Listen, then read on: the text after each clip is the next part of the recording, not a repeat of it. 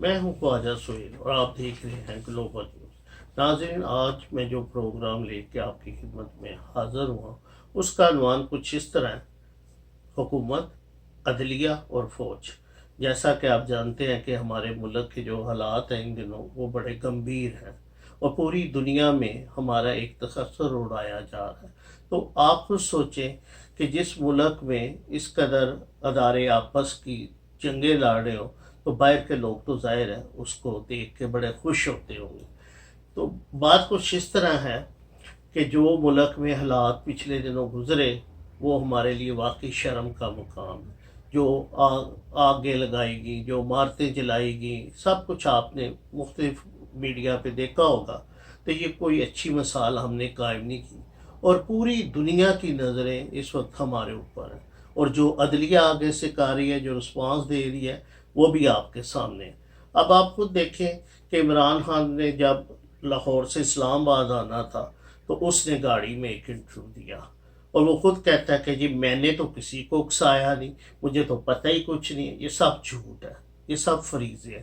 جب یہ لاہور سے اسلام آباد کی طرف روانہ ہوا اس سے پہلے اس نے ایک گاڑی میں انٹرویو دیا جو تمام نشریاتی اداروں نے نشر بھی کیا، اور اس کا عنوان کچھ اس طرح تھا کہ سری لنکا کی اس نے مثال دی۔ اس نے موازنہ کیا پاکستان کا سری لنکا سے۔ تو آپ ذرا گوگل سرچ کریں کہ سری لنکا کے حالات کیا ہیں۔ وہاں بھی اسی طرح لوگ جو ہیں وہ جنگیں اپنے ملک میں لڑ رہے ہیں، کبھی عمارتیں اپنی ہی جلا دیتے ہیں، کبھی اپنی فوج کے خلاف بغاوت کر لیتے ہیں۔ تو یہ کیا مثال تم دے رہے ہو؟ سب کچھ تو تم کہہ کے گئے ہو اور اسی پہ امپلیمنٹ ہوا ہے، تو پھر کیا کیسے تم ان چیزوں سے کہتے ہو جی ہمیں باہر نکال دو؟ اور جب تم وہاں پہنچتے ہو تو وہاں کورٹ کے کھلے بازوؤں سے تمہیں تمام کیسز میں موجودہ غیر موجودہ آنے والے تب میں ریلیف مل جاتا ہے۔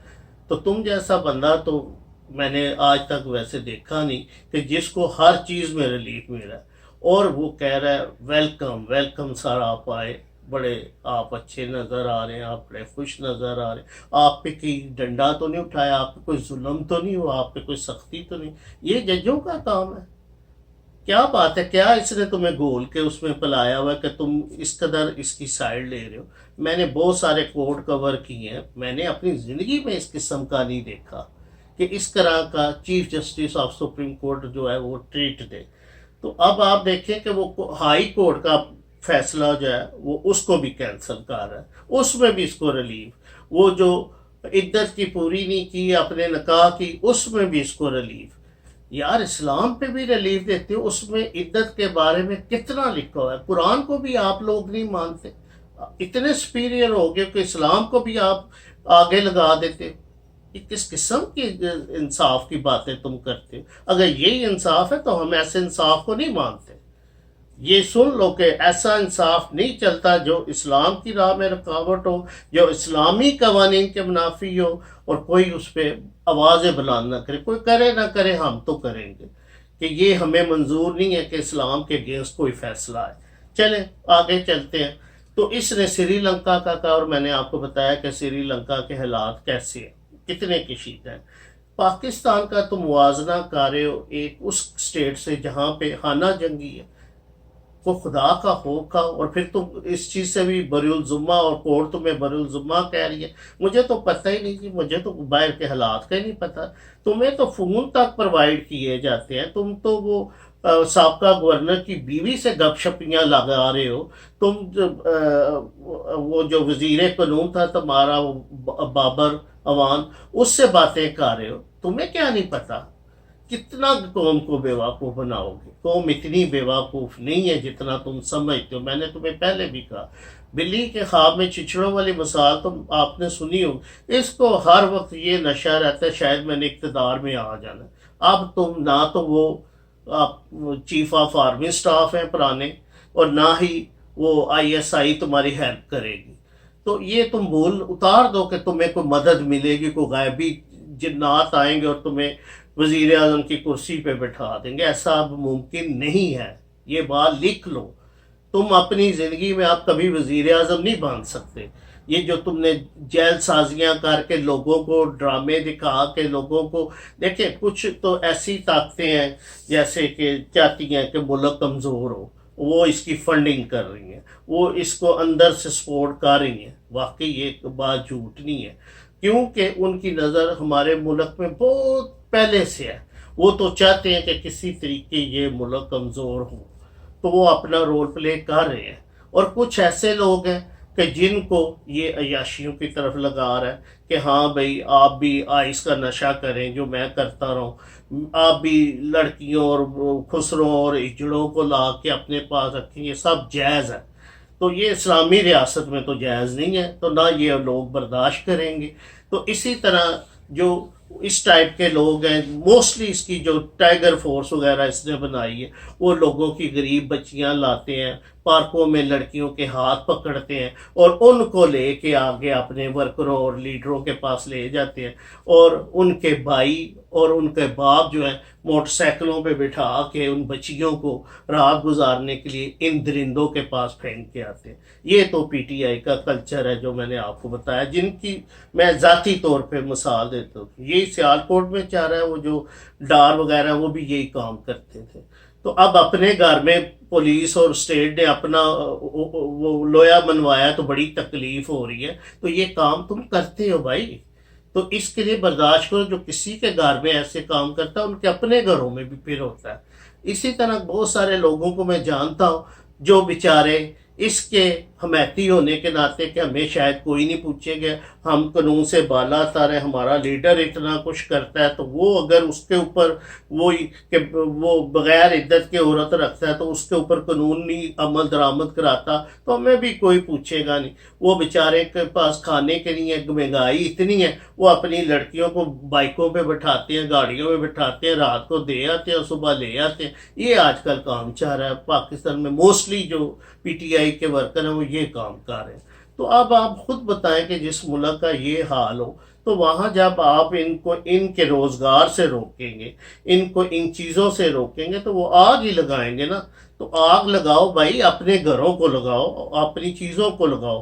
یہ نہیں کہ ملک کے آرمی ہاؤس کو لگا دو، آپ جا کے کور کمانڈر ہاؤس کو لگا دو، تو اس میں تو خیر وہ کھل کے آ گئے کہ کچھ شیطان جو آرمی کے اندر بھی بیٹھے ہوئے اور دوسرے اداروں میں بیٹھے ہوئے ہیں، وہ بھی اس کا ساتھ بھرپور دے رہے ہیں، اور ان میں سب سے بڑی جو جوڈیشلی ہے وہ اس کا بھرپور ساتھ دے رہی ہے۔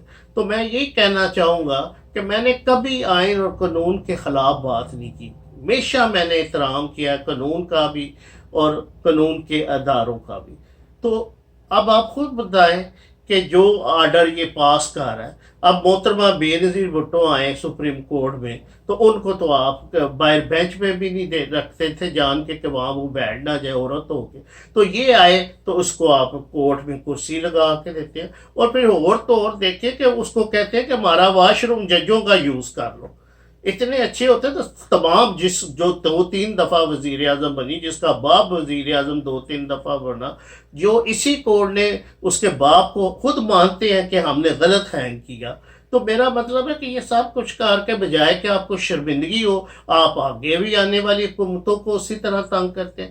آپ نے کبھی میاں نواز شریف کو کرسی دی تھی؟ کبھی اس کو آفر کی تھی؟ وہ ملک کا وزیر اعظم نہیں تھا، اور ملک کا وزیر اعظم چیف ایگزیکٹو ہوتا ہے، تم نہیں ہو۔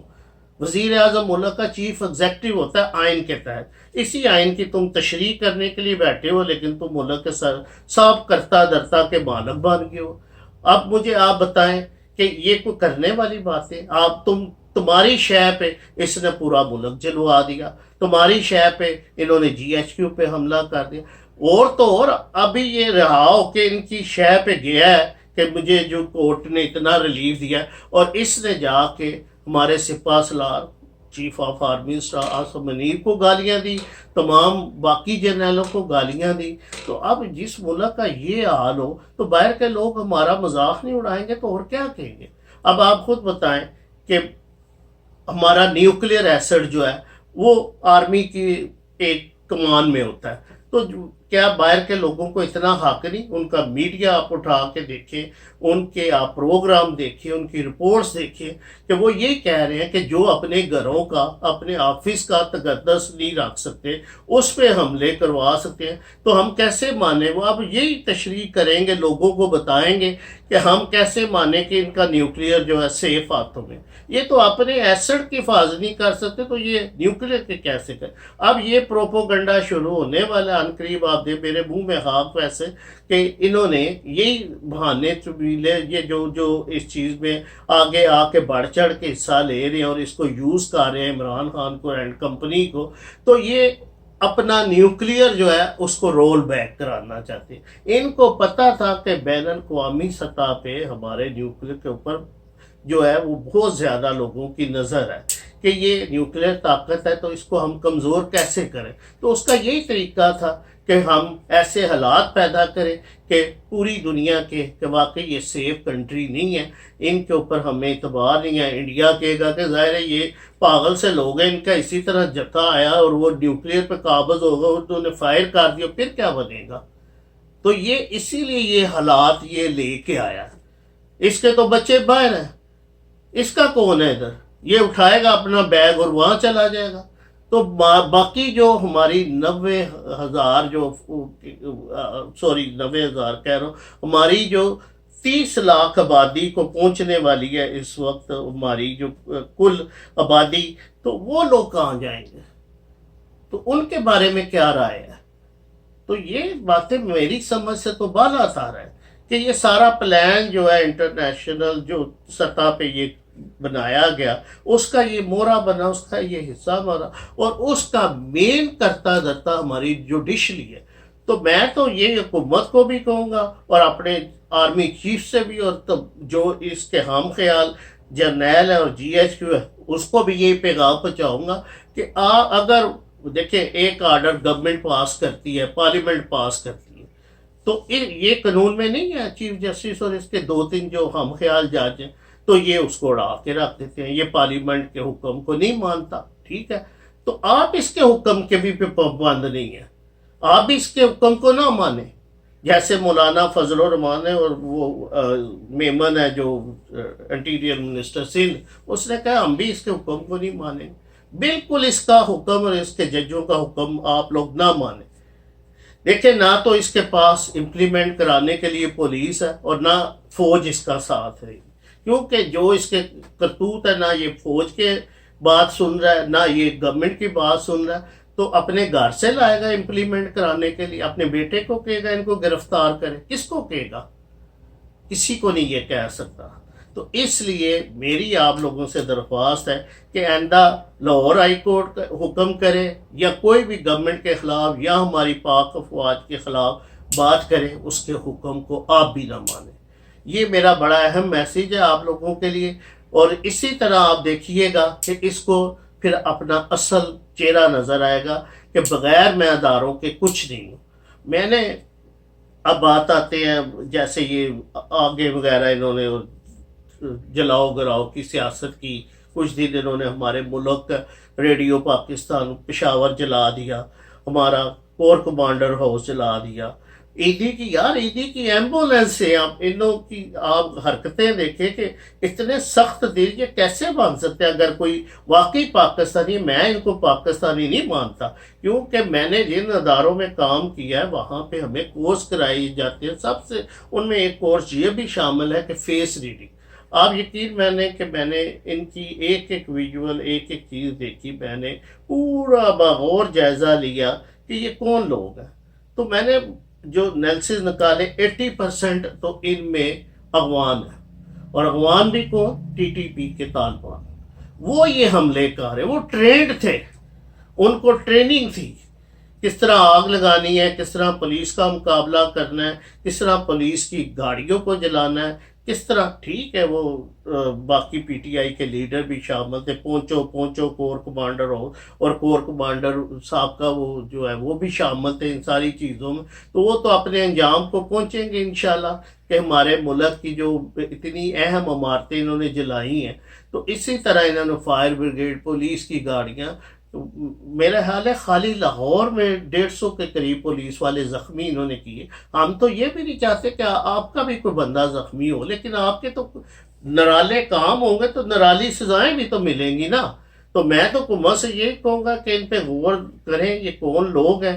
میرے انالیسس کے مطابق یہ ٹی ٹی پی کے طالبان ہیں، اور کچھ ہوں گے بچے شچے بیچارے جو میں نے آپ کو بتایا، کچھ تو وہ مجبور لوگ ہیں جو بیچاروں کا کاروبار ہی یہ ہے کہ عورتیں لے کے جانا اور عورتوں کو چھوڑ آنا اور صبح صبح لے آنا.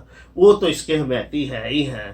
تو باقی جو کالج کے اسکولوں کے کچھ واقعی کرکٹ کے شوقین بھی ہیں وہ بھی لوگ ہوں گے، لیکن موسٹلی اگر اس کی میجورٹی آف پارٹی دیکھیں تو ابھی بھی اس کی یہی ہے. جیسے اس نے ایک الیکشن لڑا تھا شروع میں، جب اس نے سیاست میں آنا تھا تو اس کی تانگا پالٹی تو اس کو اپنا ایک سیٹ بھی نہیں جیت سکا تھا. تو اس کے حالات ابھی بھی وہی ہیں. ٹھیک ہے، جنرل فیض نے اور دوسرے جرنیلوں نے اور اس وقت کے چیف آف آرمی اسٹاف نے اس کی سپورٹ کی اور اس کو جیلی وہ دیا، لیکن اس میں ایک نام شجاع پاشا بھی ہے جو اس کو مین جو سپورٹ دیتا تھا. جنرل ظہیر الاسلام بھی ہے، ایس آئی کے دونوں بندے یہ بھی شامل ہیں. تو اس کے بعد پھر آگے پھر لینڈ لگتی تھی اور اس کو اس انجام تک. اب اس شیر کو اتنا انہوں نے شی پڑھا دیا ہے کہ اب یہ انہی کو کھانے کو ہے. اب یہ ہمارا فرض بنتا ہے کہ ہم اپنی غیرت کو جو اجاگر کریں، جس طرح مولانا فضل الرحمان نے کیا ہے، اور وہ میدان میں آئے ہیں ان کی مدد کے لیے. کہ میں دیکھتا ہوں ہمارے ملک کی فوج کے خلاف ان کو کون گالیاں دیتا ہے، یا ان کے گھر کون جلاتا ہے، یا ان کے اوپر کون حملے کرتا ہے. تو پھر باقی بھی پی ڈی ایم کی جماعتوں کو تھوڑی سی شرم آ گئی تو وہ بھی آ گئے ہیں میدان میں کہ ہم بھی اس پروٹیسٹ میں شامل ہیں، ہم بھی دھرنا دیں گے اور سپریم کورٹ کے سامنے بیٹھیں گے. اور جب تک یہ بندیال جو ہے یہ ریزائن نہیں کرتا ہم دھرنے سے نہیں اٹھیں گے. تو یہ مثال اچھی قائم کی ہے. اس کے علاوہ ایک یہ بھی بات جو ہے یہ آپ اپنے دھرنے میں میسیج کنوے کر دیں کہ ہم نے آئندہ جو یہ ان جسٹس کورٹ ہے، ہم نے ان کے کوئی آرڈر جو ہے وہ obey نہیں کرنا. خدا حافظ.